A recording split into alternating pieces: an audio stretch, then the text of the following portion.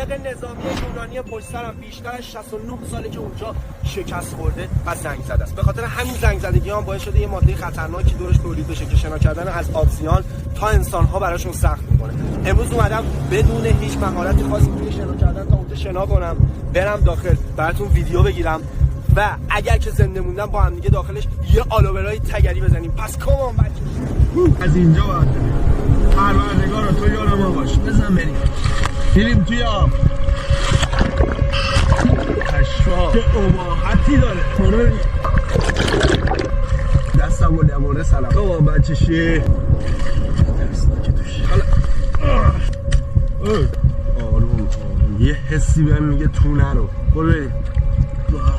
چپ باید بریم یا راست؟ حسم بهم میگه راست برو، ولی با قلبی که سمت چپ چجوری راست؟ خفه برو هم باید مراقب خودمون باشیم، هم باید مراقب کشتی باشیم. اوه اینجا یه بویی میاد، شاید بوی گاز. وای به جیمای ترسناک. یه دونه نردبون اونجاست. اوه فاک. اوه چقدر داغه.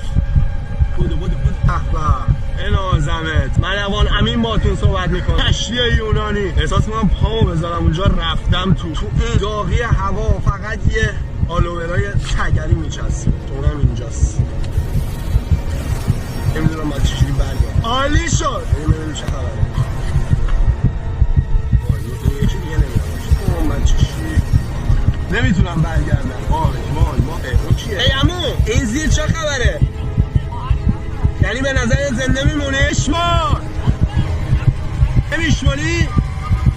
و هیچی نگو. کامان بچه شی. 1 2 3